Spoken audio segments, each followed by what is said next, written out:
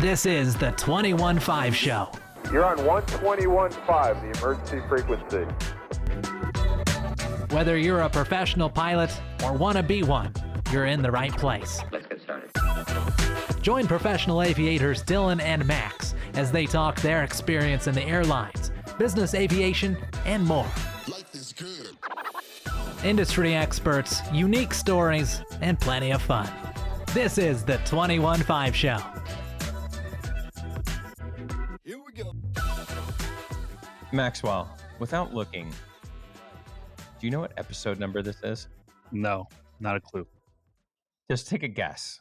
Dude, I can't even I just don't know. It's not something I track. I don't know. I have no. I'll set an over under 150 episodes. Under? Correct. Yeah. This will be 140, I believe. Wow.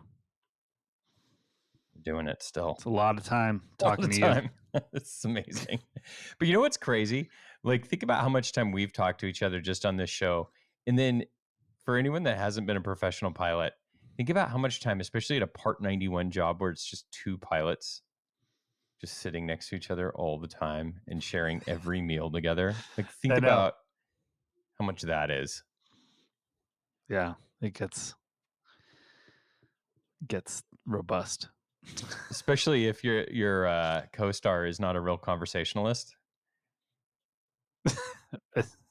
It makes it well, dude, even if the other conversationalists, like after so many, how much, what are you going to talk about? Like I used to go on those like trips for 30 days in Europe. Yeah.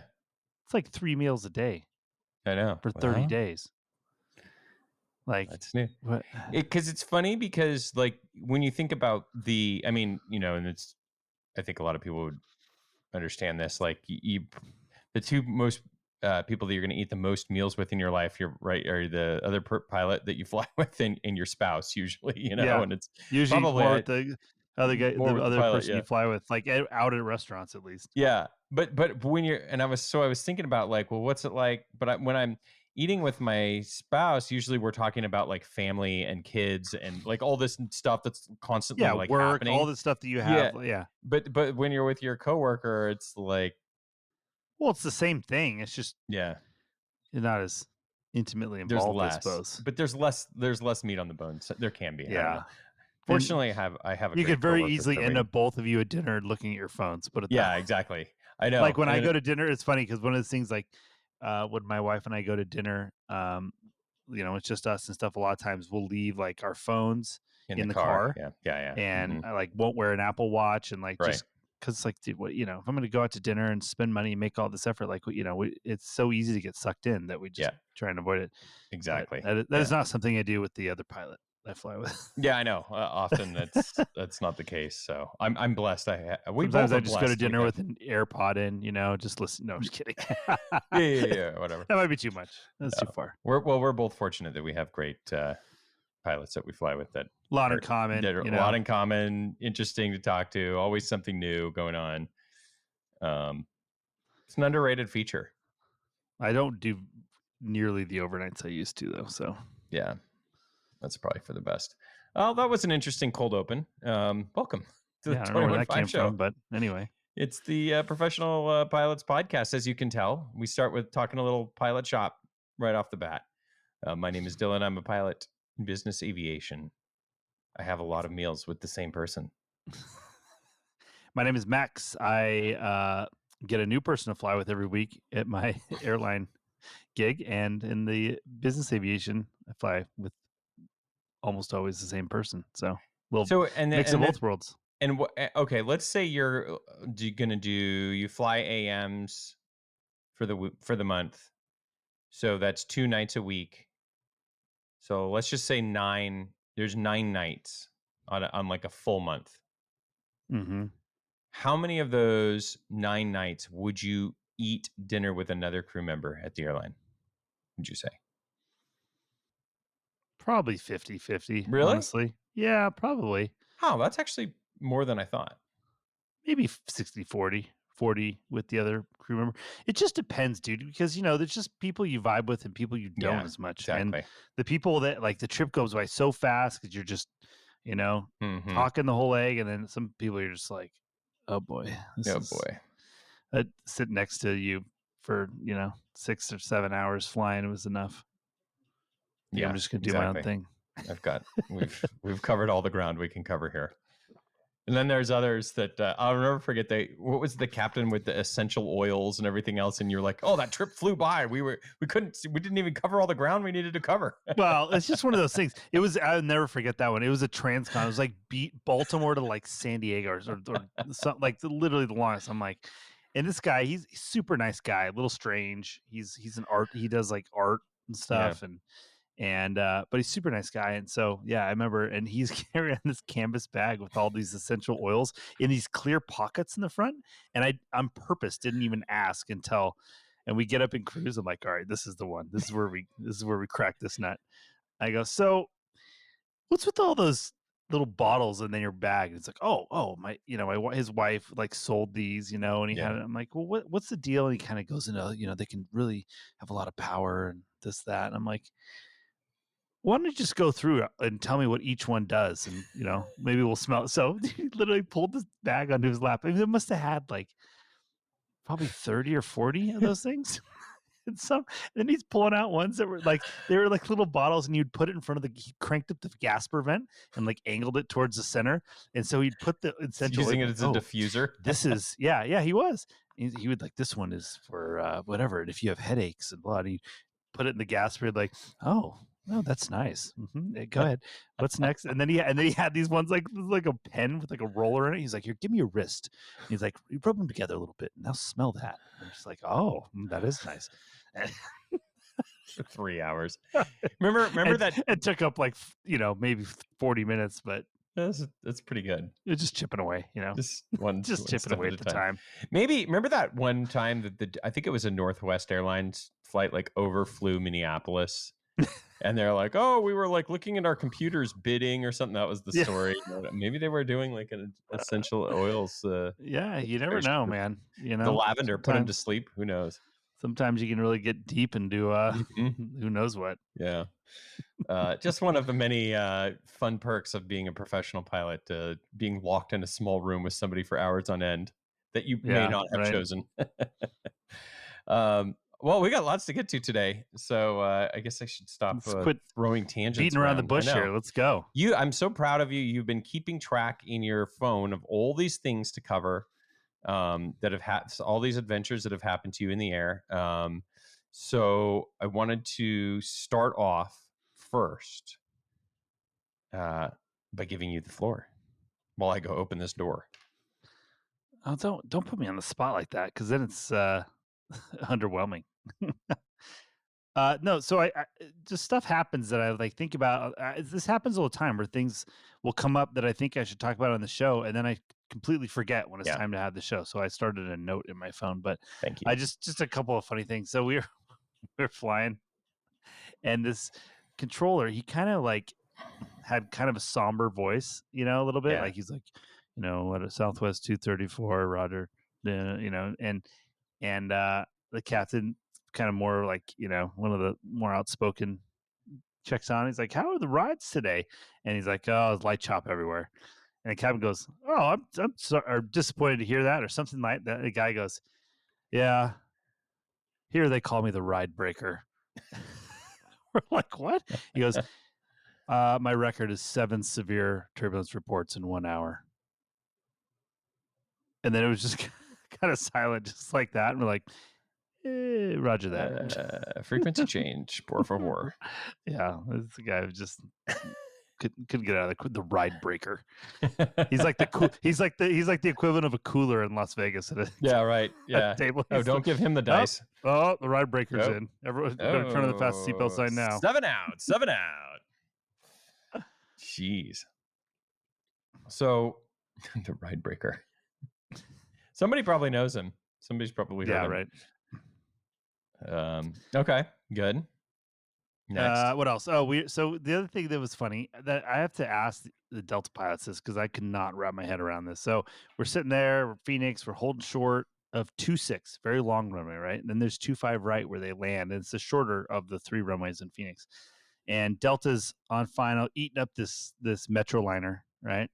He goes, Okay. Delta, you're you're overtaken by 40 knots, slow to final approach speed. And he goes, 25 right or 26 right or 26 is or 25 right is available, which is the super long runway, right? Much bigger runway than the one they were landing on. 25 left. And they go, negative. We'll stick with 25 left. And you can just see like kind of looking out there, you're like, I don't think this is gonna work out. And then 20, 30 seconds go by. Delta, you're a mile and a half behind the Metroliner. I don't think it's going to work out. But 25 right is available if you'd like to land on that.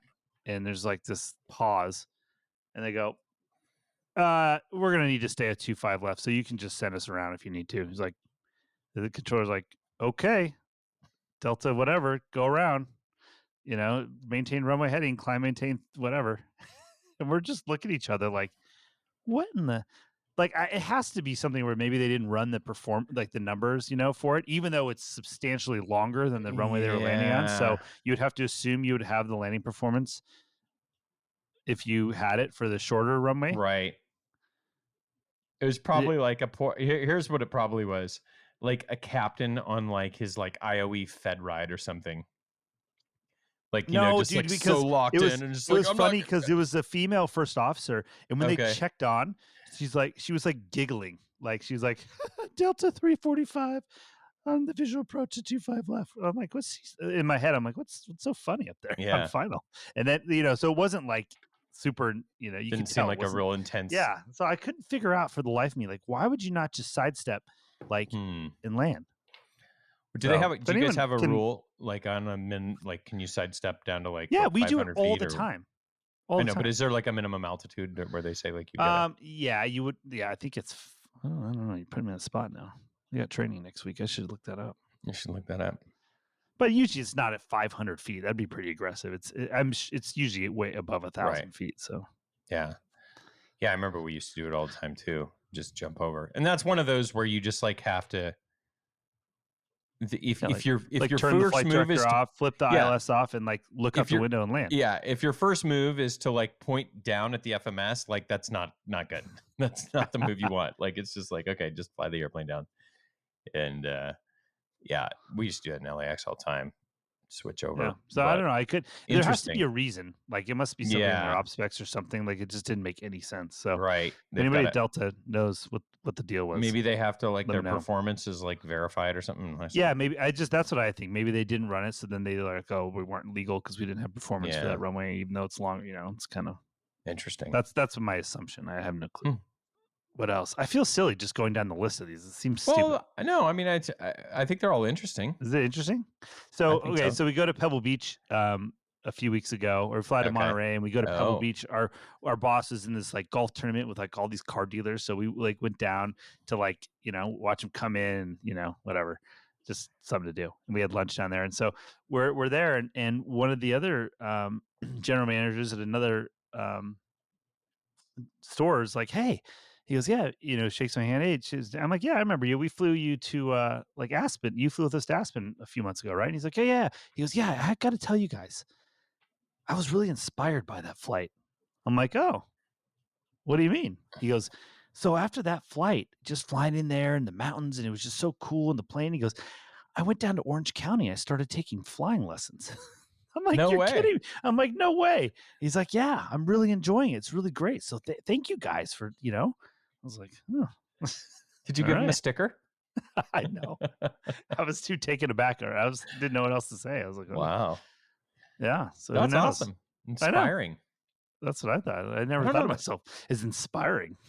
I don't think I've ever inspired a passenger to go get lessons. Yeah, me neither. That was the first for me too. Wow. That's incredible. I know. And then was that the same flight where you guys were like in the weather on like both legs and like had to land at like, didn't you have to do like a low visibility takeoff? I think you sent me a video of that too. No, that was in Kalispell. Like super low, like socked in. And what's funny, the thing that was we do that all the time at like Southwest and stuff. But the difference is like all these airports you fly to at the airlines that get socked in. Even like Portland, Yeah. San Francisco, everywhere, right? What do they all have? A control tower, lots Yeah. of high visibility like taxiway Yeah, markings and like a lights, big centerline runways. lighting, Yeah. big runways, Yeah. freaking SMIGs routing, Yeah. all this support. Where we're here and it's freaking socked in, dude, and we got nothing. Yeah. Like, there's no SMIGs, there's no centerline lighting on the runway. It's just all like really normal stuff. And it was like real low, dude. I mean, it wasn't like 500 RVR, but it was hard to tell because it changed, and they don't have they didn't have RVR, Yeah, they had right. they didn't have mid range and rollout and all this information you're used to when it's super low vis. I sent you that, right? That was like it was only a couple stripes of visibility, and then it got worse as you're taking off down in the middle of the runway. Remember? And then it got real thick. So that was cool, and it was like 200 feet thick. You take off and rotate. Right. You just punch out. By the time you pull the gear up, you're freaking in the clear, and you're like, it's like being in the sim when they do this takeoffs. Yeah, it's exactly what it's like. It's just like when we did that approach into Monterey, and it was just so thick, you didn't see anything. All just pure white. Nothing changed until when you hit minimums and just go around. That's what Christian goes. Oh, that was his first time doing a go around. I think in the weather like that, he goes, oh, that was just like the sim. It's good. That's a good thing. Good thing. All right. Last thing I want to talk about. Special event fees. Did you see the images circling around for the Formula One race? Yeah, you sent me. It was like a $25,000 special event fee for McCarran for Formula One in October. And these event fees are just, we had one where we going to Las Vegas a couple of weeks ago. And, of course, the thing that gets me, the special event fee isn't just like on the day of the event. It's like the week prior, just if your trip happens to touch any of the event, footprint, then they charge you the full thing. And it was for a football game, like a college football game. It's so bad, dude. Like, well, I mean, there's always something in Vegas at this point. Well, it's just like, anywhere, dude. I used to fly like, into South Bend for these Notre Dame games. It was ridiculous. Yeah. And the thing was, like, if you're going to pay a special event fee, like, there should be some extra service, like, to accommodate this. And that's the thing. They would just drop the ball. Service was terrible. You couldn't even, like, do anything, yet you get an extra, $5,000 on your bill. I know. That's the most frustrating part is like, if there's a special event fee, to me is keyword for like, bring your own newspapers and you're going to haul your own fuel ice on arrival, like, fuel on arrival every time, or tanker, and it's just like, isn't that funny? Like, if they're going to do like, okay, so here's what a special event fee should be for, is to pay for the airfare and the hotel rooms of all of the people from the other Atlantic or signature locations that you're going to bring in to support the special event. But that doesn't happen. Well, I think it does. I think they do more than that. They bring people in, but I don't think it really helps. The problem is that there's got to be a diminishing returns of throwing staffing at something.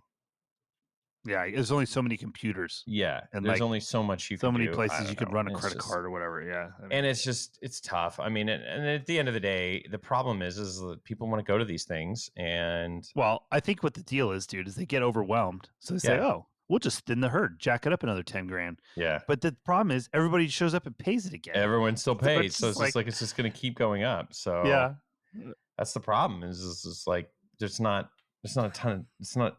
Like if you want to go to Las Vegas to watch, there's no only thing that's going to fix this, Dylan, is recession.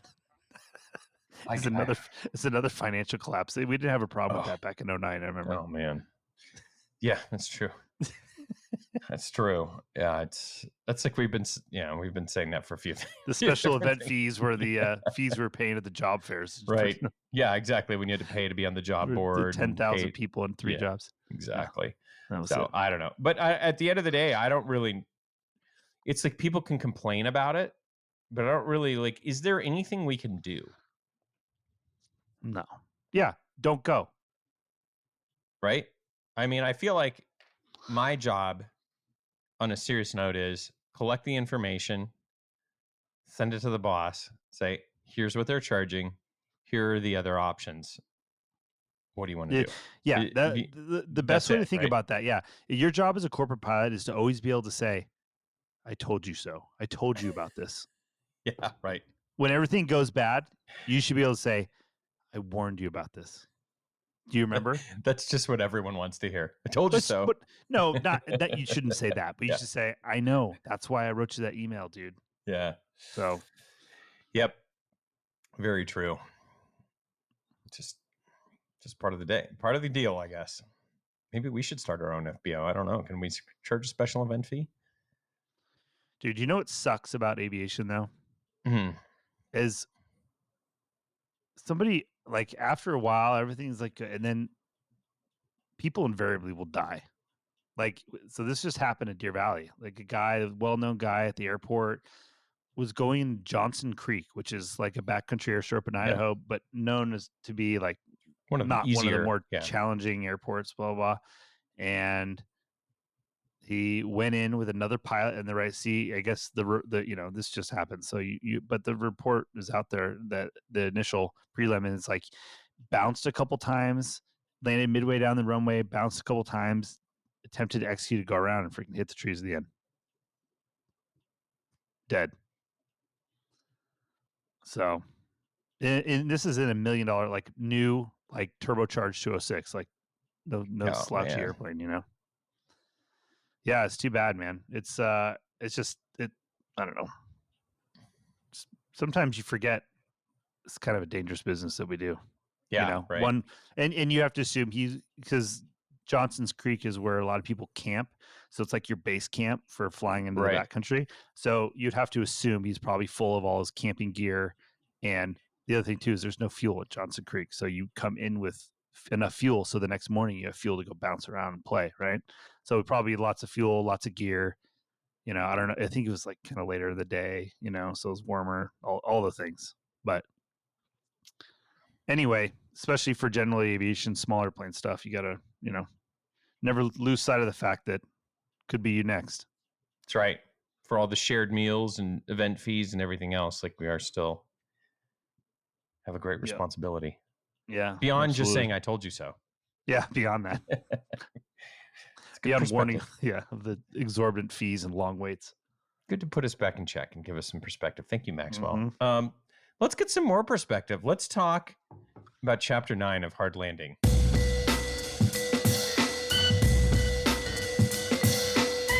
Oh, talk about perspective. Wow. That's right. So for folks that have been reading along, we've sort of learned, it's like every chapter it's like the airline management learns a new play in their playbook, and there's strikes and how do we deal with that? And then this chapter, although it takes a while to get to it, I think really the heart of it is the bankruptcy tool that the airlines have. Well, hold on. Even though that's the most interesting and, dramatic part of this chapter, you can't skip over the first 80% of it. Yeah. Which is like Continental Airlines and how like Frank Lorenzo got involved with everybody. I think Frank Lorenzo and Continental Airlines are two names that are very synonymous with each other. Yeah. And this is how they got married. And it's pretty interesting. I mean, he's a pretty ruthless dude and buys up a bunch of the stock, and they were fighting him, and the employees were trying to get involved to buy stock of their own and to prevent him from taking over. And anyway, through a bunch of maneuvering and politics and everything else, he ends up getting his way, right? And goes back on a bunch of his promises of operating Texas International and Continental separate. He goes, oh, never mind. And we're never going to move the headquarters of Continental Airlines from Los Angeles. And then, never mind, within we're moving to months. Houston. We're going to Houston.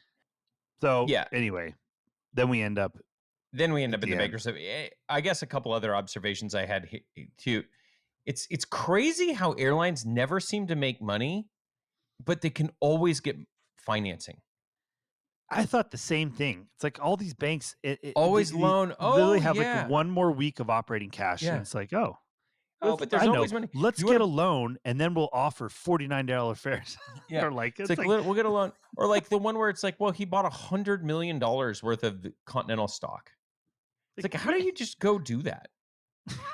And they're like, well, they No. lent him the money based off of the On- aircraft of Continental's airplanes. I'm like, this doesn't even make sense. How to could me. he secure? Yeah, how could he secure the loan with assets he didn't own? Like, kind of.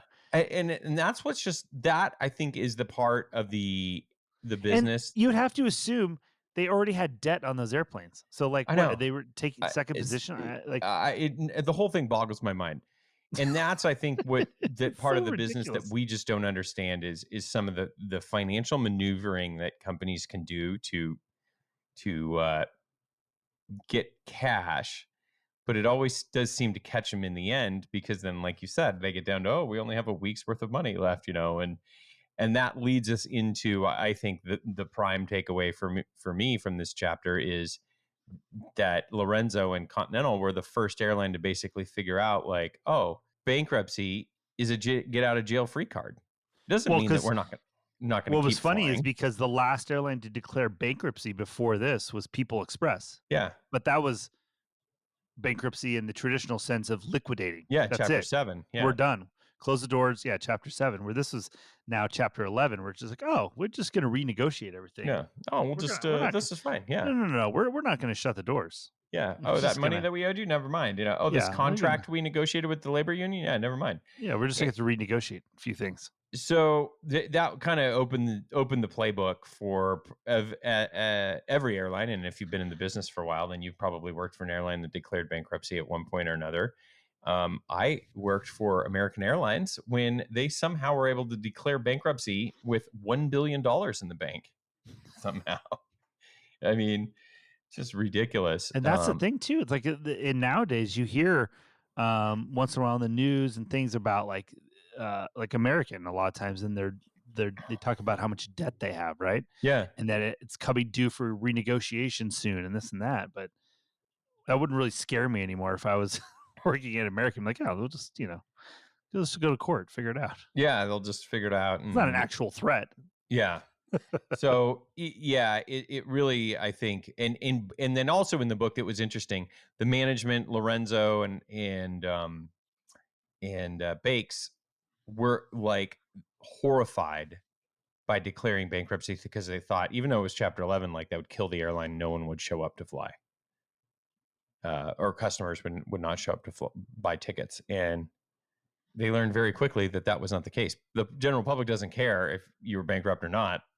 If you're offering $49 tickets, off they go. Yeah.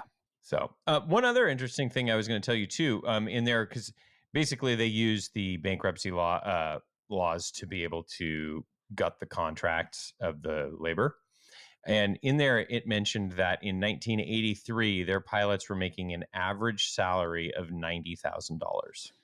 Yeah, and then So I was like, interesting. So what is $90,000 in today's dollars? I don't know. Did you I did the plug math. that into one of those inflationary? What do you think? 220. 248.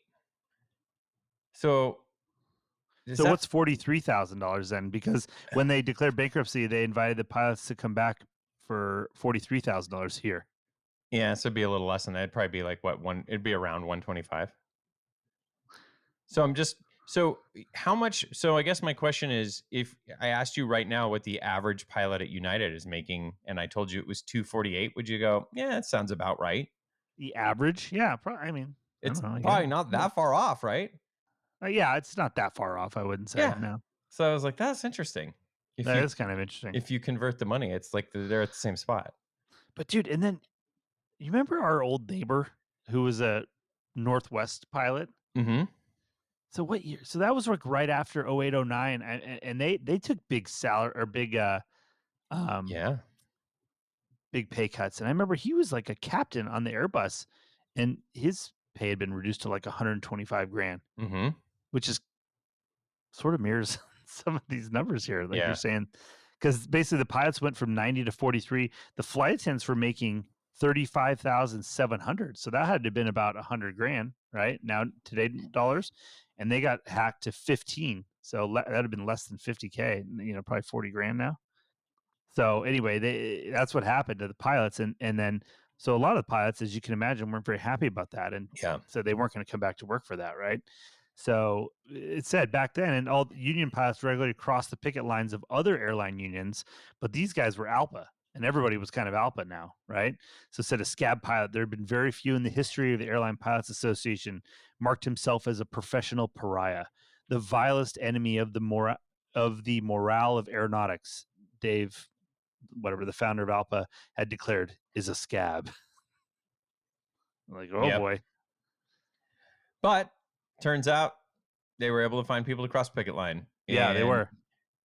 And as usual, it's just as we've learned in our business, there's cycles where things go up and things go down. And if you're on a down cycle and there's no job, there's enough people looking for work, then you give people a very difficult choice. Yeah. And history shows that some people will make the decision to cross picket line. Yeah. I mean, people that got to put food on the table, and I guess people get backed in the corner. Everyone's got their own situation, I guess. But yeah, but so this is but then things got nasty, dude. And like they threw some pilots threw the putrefied head of an elk was thrown through the picture window at the home of one strikebreaker. A firebomb was later pitched at the home of a scab pilot in Boulder, Colorado. A Continental pilot was arrested outside the Continental office in El Segundo wearing camouflage clothing, carrying bolt cutters and acid. And stink bombs went off in the Continental corridors in the hubs of Houston and Denver. And then November 1983, 2 months after the Chapter 11 fine, 2 striking Continental captains made a U-turn while driving in San Antonio and were pulled over by a state trooper. While the men were being questioned, another motorist pulled up with a bag she had seen the pilots ditch from their car. The bag contained 2 pipe bombs. Searching the car, the trooper found binoculars, a wig, a drill, maps, a photograph of the houses belonging to 3 scab pilots, including one that was just a few blocks distant. The would-be bombers were sent to prison for 8 years. So people were not taking this lightly. Yeah. Oh, this website says it's $286,000 to convert 90,000 into $2024. It's even more. So at the end of the day, Continental survived. And the one other interesting thing, and we had talked about this before in a previous chapter, was they also wanted to go to war, or they were losing the war because of technology, because they didn't have the booking system in place. And American was starting to do nefarious things, with blocking them in Sabre and blocking their fares. And so that was sort of, I mean, as we've talked about in previous episodes, it's still an issue today. Like people are getting censored and companies aren't showing it. And it's like he who controls that data and that search engine really has a lot of power. So still very relevant things. Any other big takeaways from that chapter, Max? No, that's about it. I mean, it kind of ends, and it sounds like the next chapter continues to talk about that, the aftermath of that. So yeah, just still anxiously looking forward to reading that one. But I don't know, man. Do you think, like, at this point, see, this is the difference between then and now, is that like there were so many different airlines, right? Yeah. Where now everything's consolidated so much. It's like, do you think this could happen again? Like a 50% pay cut? That's hard to fathom right now. I mean, I can't think of a scenario worse than COVID for the airlines. Yeah, but that's true. I mean, even Southwest asked for pay concessions, temporary one. I mean, everyone. So, but that's what I mean. So, do you think? So now these airlines are so big. Would the federal government let them get to the point? Like, it just seems like now everything is so big that the government won't let anybody really get into dire straits. I don't know. Well, it's the interesting twist to our business, and the reason why this makes it so challenging, if there was to have a carrier that would ask for cuts for whatever reason, is the seniority system is like the ultimate trap in a way, right? Because if you've been at Southwest for 15 years and they're like, hey, we're going to need you to take a 50% pay cut, you have a really difficult decision to make. Do I leave Southwest and leave 15 years of seniority and then start at the bottom somewhere else? Yeah, no, I know. Or do I take the cut? You're in a really interesting position that folks in business aviation don't really necessarily have that issue. And so it's like, wow. And that's, I think, the perspective that you have to have when you look at when these groups did have to make that decision, is they did have to factor in the seniority issue of like, I can't just go down the street. I'm taking a 50% pay cut if I go to United anyways, Yeah. you know? Right. So there's a lot of, it's such a wild business when it comes to with all It of just, these yeah, I things in know. It place. just seems like it's so much more tame now, or at least it has been, right? Yeah, you would think so. Time will tell. Do you think in the next 20 years a pilot group will successfully strike at one of the big 3 or 4 airlines? I can't see it. I don't know. I can't say that. I can't. But like, that's like saying, get released by the National Mediation Board and be able to strike. That seems so much harder to do now. Yeah. And because that's the thing, though, is that they're so hesitant, because if one small little airline strikes, remember America West Airline, if they, it wasn't that big of a deal. Like, but now these airlines are so big, like the economic impact would be so massive. It's too political now. There's just there's too many stakeholders. Yeah, I remember, because do you remember the name? There was one company that I can think of that actually had a strike since I've been a professional pilot. And dude, Air Canada is going on strike like imminently. Are they? Yeah. Oh yeah. That's like literally happening any day. Because they want to get paid, what the U.S. airlines get paid, but I guess right. Oh wait. They reached a last minute deal averting a strike. I just pulled that up. Yep. Yesterday. Yeah. Crisis averted. That was a close one. 42% pay increase. Jeez. Well, good job, boys. Yeah. They wanted to be paid what pilots were paid in 1983, it says.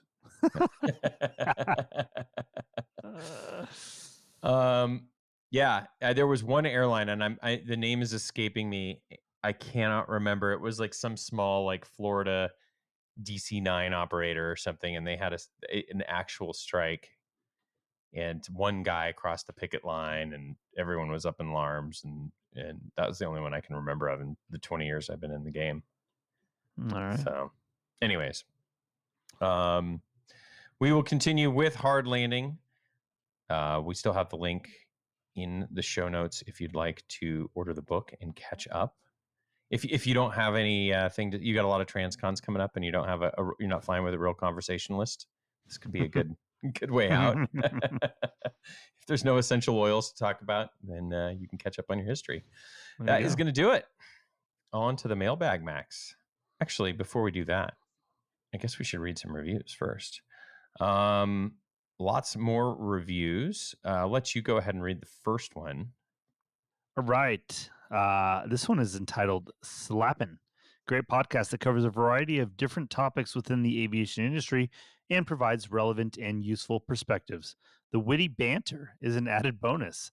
As the description suggests, the content will make you a more informed pilot, whether new or old, and in areas of the industry you didn't even know existed. From Turboprop Johnny via Apple Podcasts. How about that? Witty banter.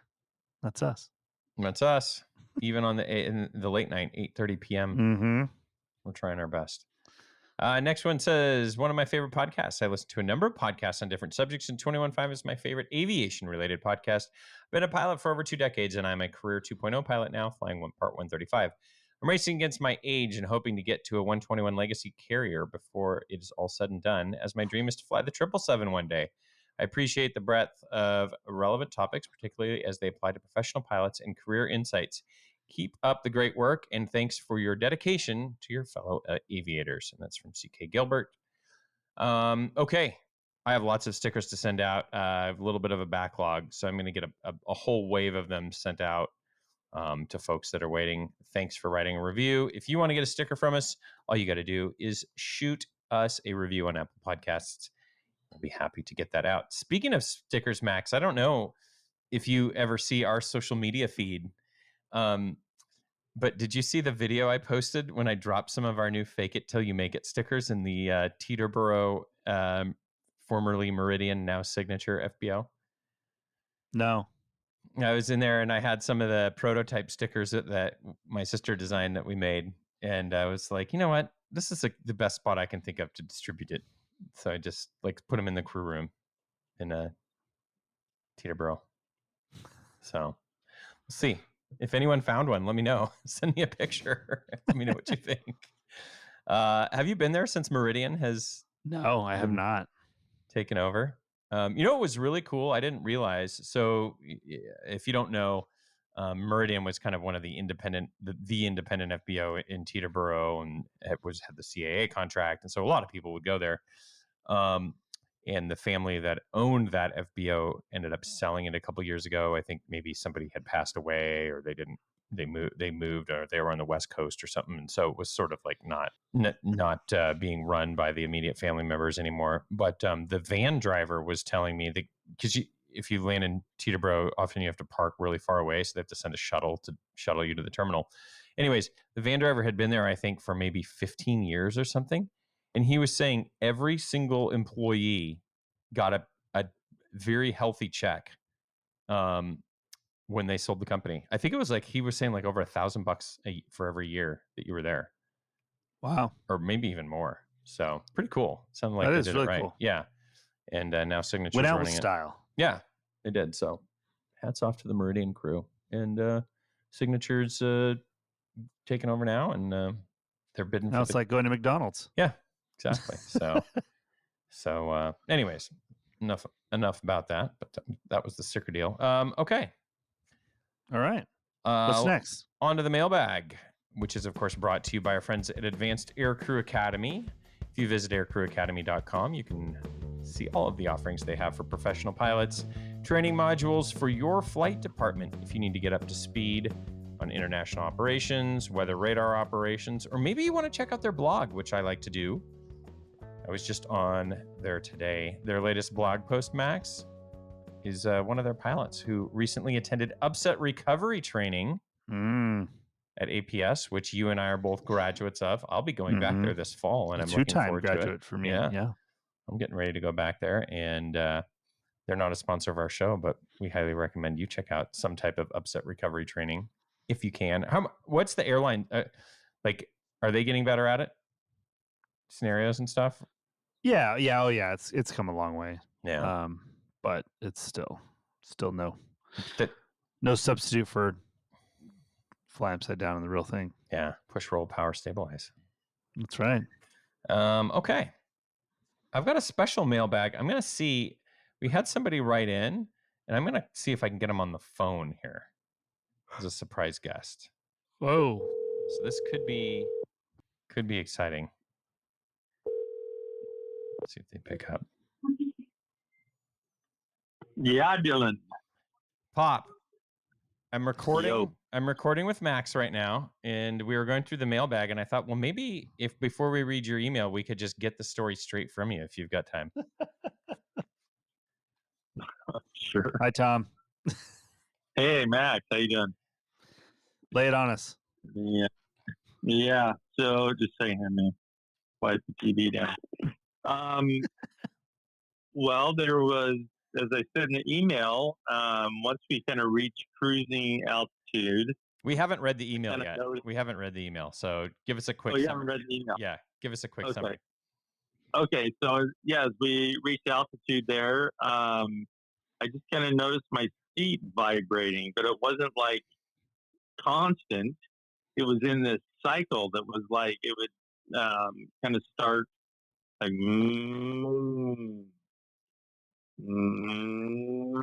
so it kind of wind up and then go down, and it happened like every 8 seconds, and it happened the whole frickin' flight. This is on a transcon, or no, this is from London to. Yeah, this is from London to Portland on a 777. Was it 777? Yep, Dreamliner. Oh. Or, I mean, 787. 787. Dreamliner. That's what I thought. Yeah. Huh. Yep. And I mean, I looked online and actually found other guys that had that same experience. So that was. And you were seated. Where were you seated? Question in my email. Help. Let's figure it out. What was it? Where were you seated, Dad? Oh yeah, I was seated in like 23A, so I was over the wing on the left side. Kind of that might be that's pretty middle wing, I think.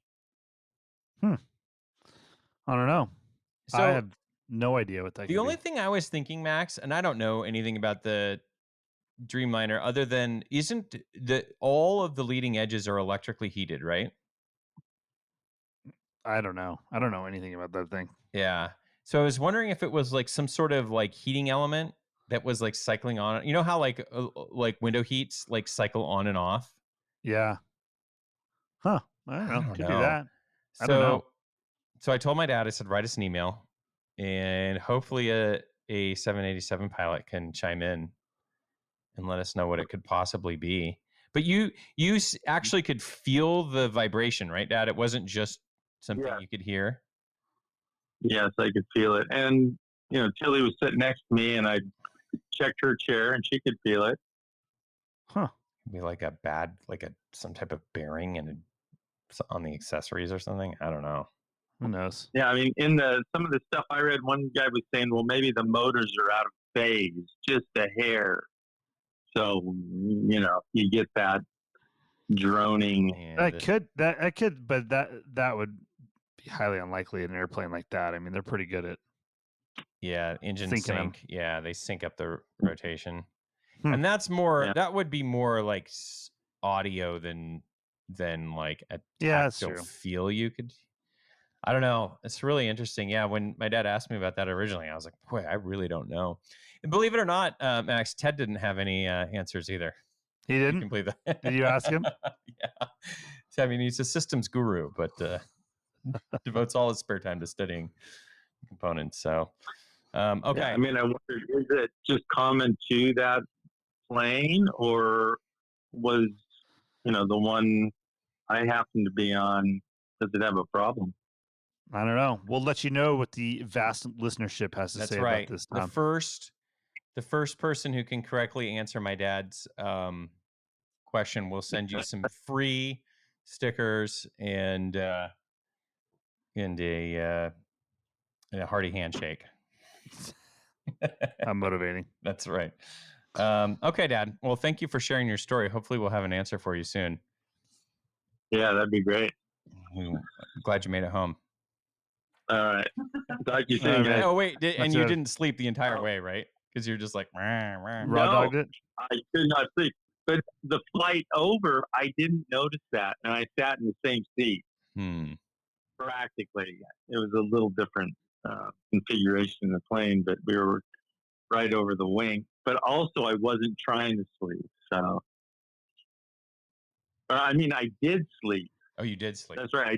I did sleep on the way over, so I didn't notice anything. And on the way back, I wasn't sleeping. No. Oh, okay. Last question. When you started to descend, Yeah. did it go away? It seemed like it went away. Yeah. Okay. All right. We'll have an answer for you soon. Yeah. I mean, and it was probably one of those things where it's like, you just get this thing in your mind and it's so tiny, but all of a sudden it's all you can think about. So Yeah, I know. it was real.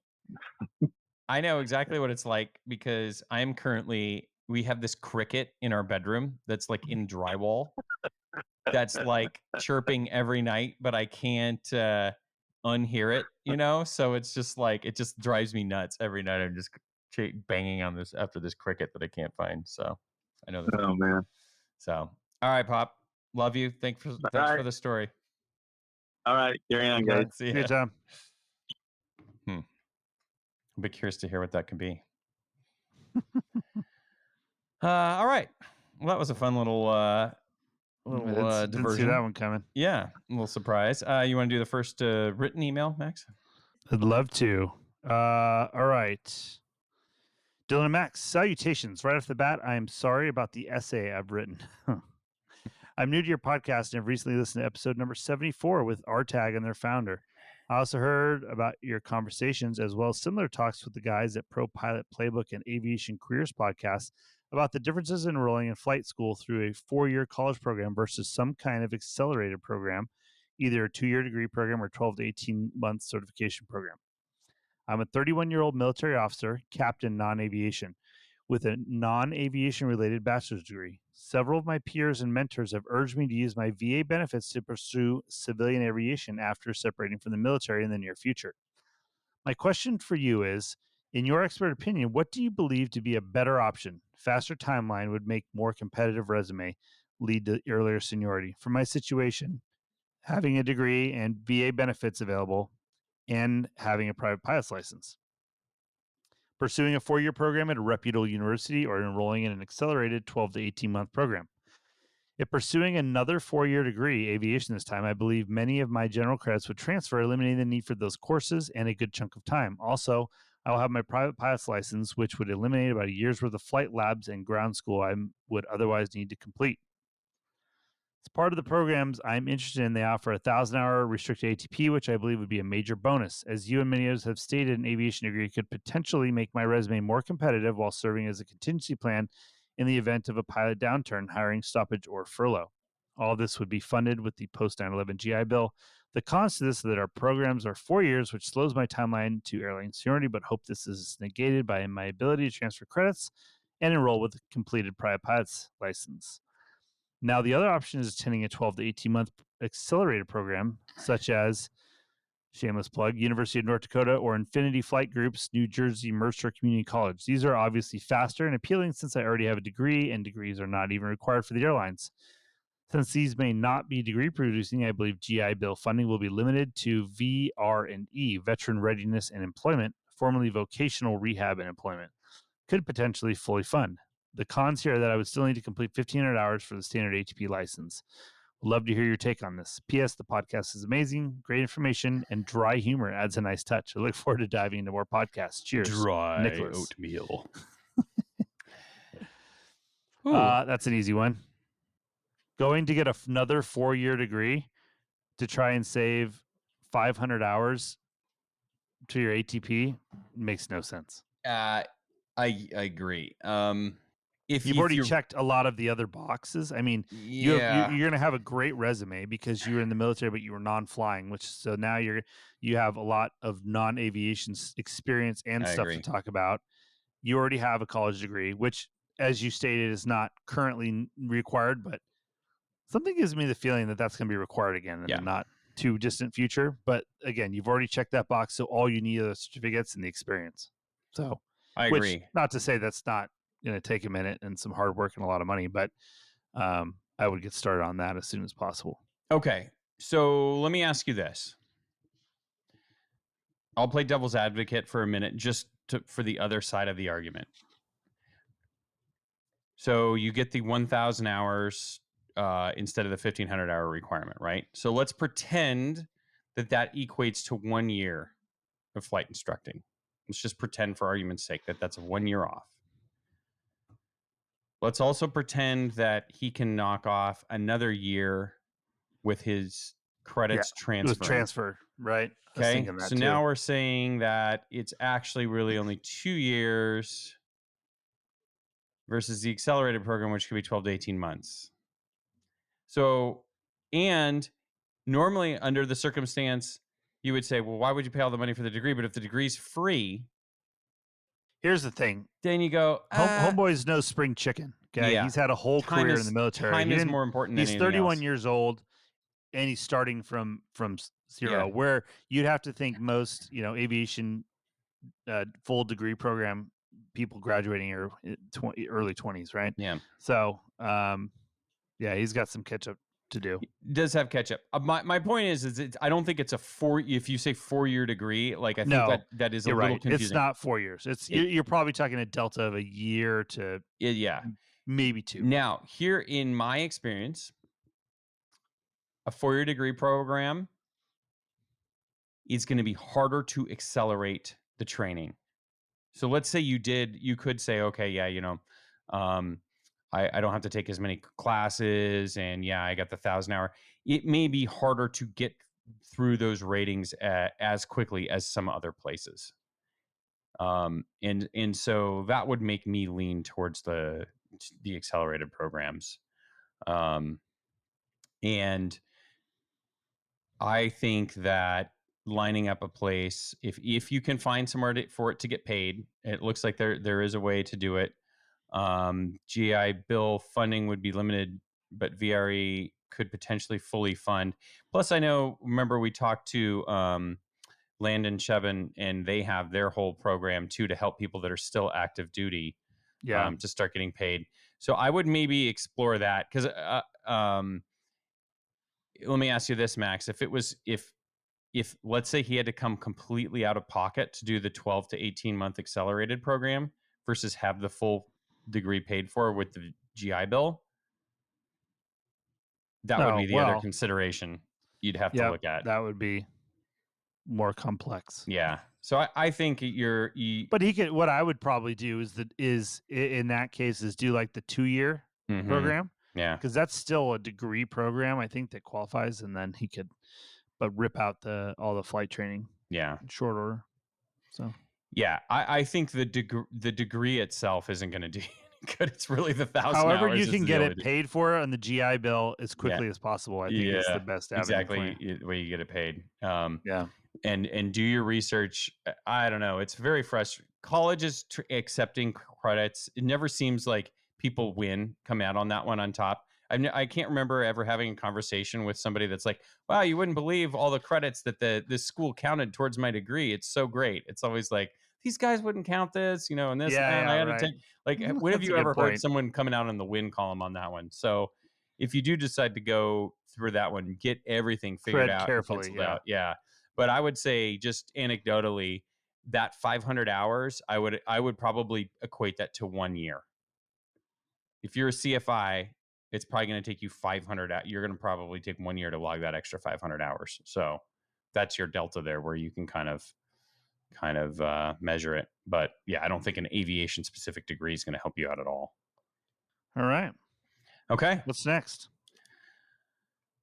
We got an email from our friend Peter, and he was giving us an update from our international operations podcast. He wanted to say regarding Canadian operations, he said, one note that we did not cover that could be a real gotcha. If you land at a Canadian airport and are met by a Canadian customs in person, you still need to call CanPass.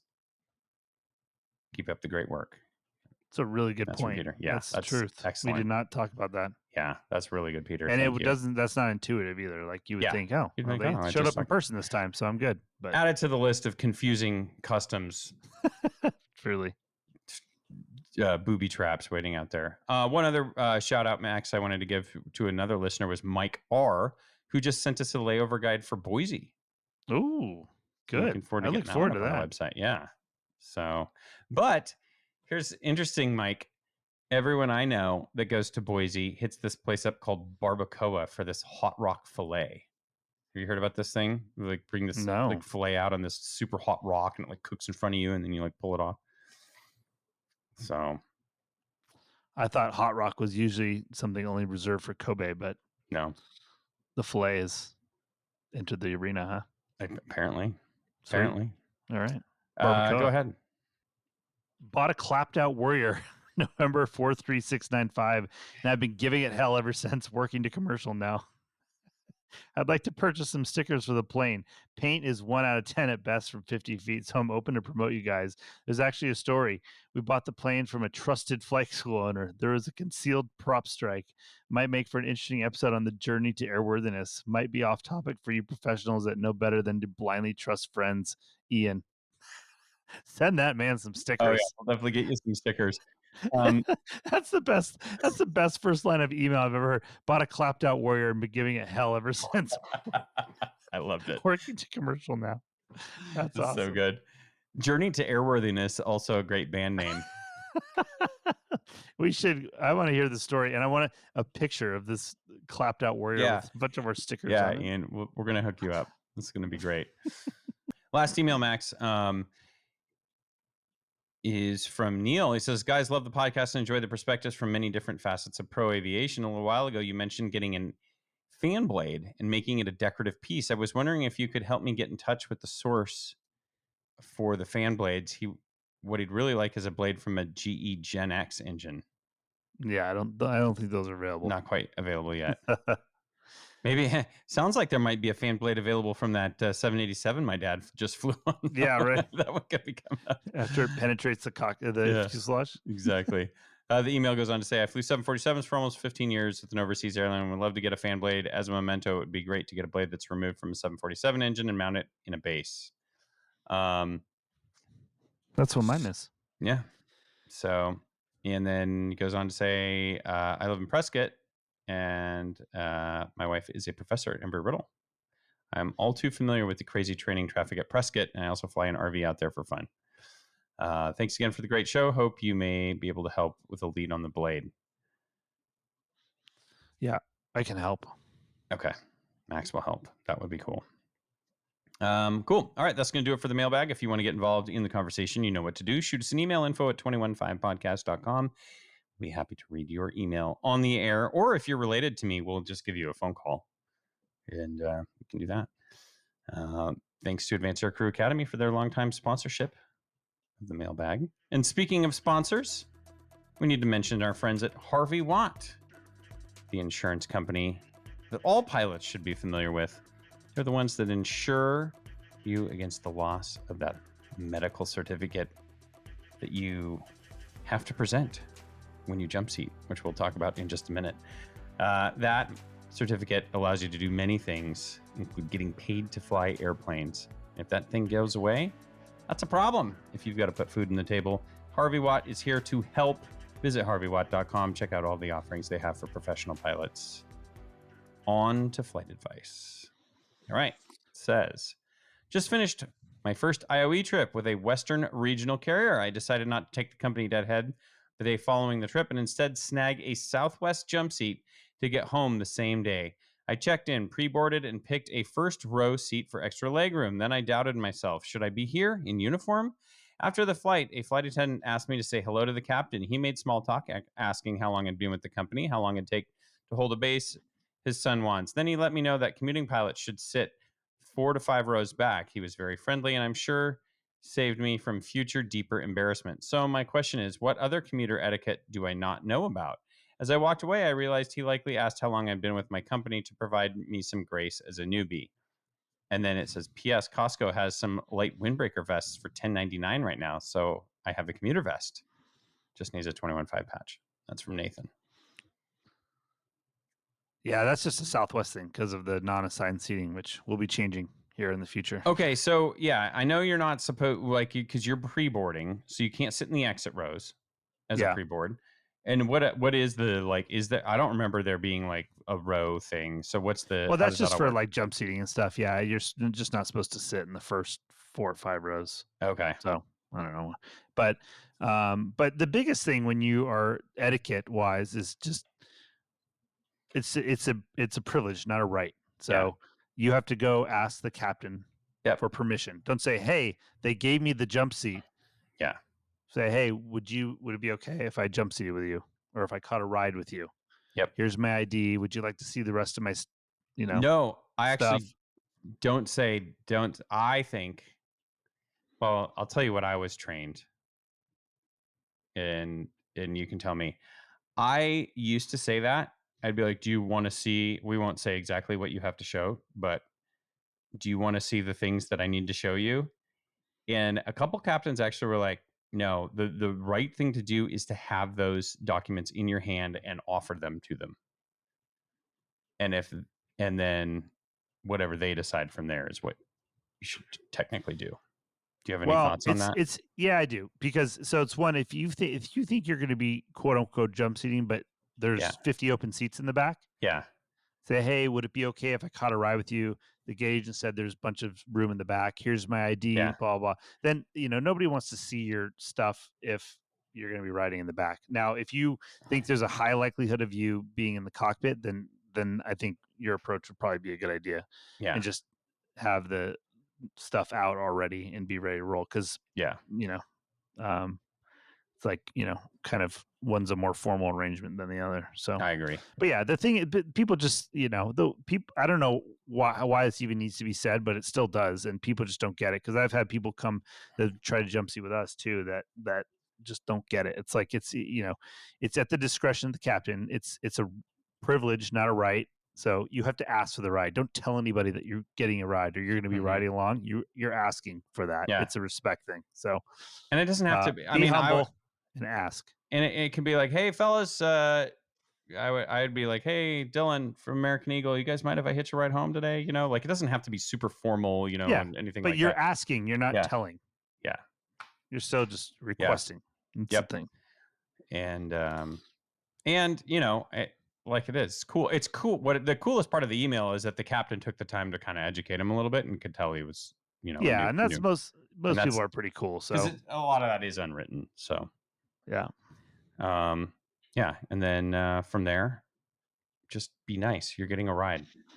Be cool, man. Be helpful. Be cool. Just be cool. Be chill. Maybe some other airlines have some rules that I don't know about. Don't sit in the exit. Well, sometimes they want you to sit. Southwest, you're not supposed to sit in the exit row. I guess a lot of times they'll give you the exit row. I mean, just go with the flow and be cool. Yeah. That's the thing. And ask permission. It's not. It's just. Yeah. Enough said. Yeah, it's good. All right, Nathan. Thanks for writing in. If you got some flight advice that you need, let us know. You can go to our website.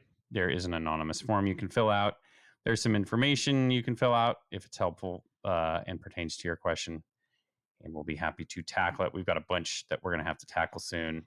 Would you want to do a live flight advice like we did last year, Max? Yes. Next question. But do you want to do it with Ted or with James? Both. I mean, it can have two more opposite ends of the spectrum. So I know, but I'm like, can you have both? Would it be more fun just with one? Yeah, just with James, probably. I think, and then Ted though. Ted, we do need to have on for a guest appearance for a flight advice. Yeah, it's just got to be the right one. Yeah, we have to send the right ones. Ted's pretty out of touch at this point with the career. Well, it depends. I mean, if there's a lot of questions about blanket folding and walk around etiquette and Doha, he's got you on lock. And commuter stuff should always he's be going to Ted. He's been commuting for ages. Yeah, exactly. Okay. That will do it. All right, Max. I think that's going to do it. It's the stroke of 9. That means our time with you has expired. And we've certainly enjoyed it, and we'll be looking to getting you another episode next week. Of course, we'd like to thank all of our listeners for shooting in emails, reviews, flight advice, our sponsors, Tim Pope, Advanced Aircrew Academy, Harvey Watt, Veris Jet Sales, the Air Comp calculator. All of their information is in the in the show notes. If you scroll down, you'll find links to all of that information. Read your next chapter of Hard Landing. We will be back soon. Until then, remember, flexibility is the key to air power. Catch you on the flip side. Here we go. The statements made in this show are our own opinions and do not reflect, nor were they under any direction from any of our employers.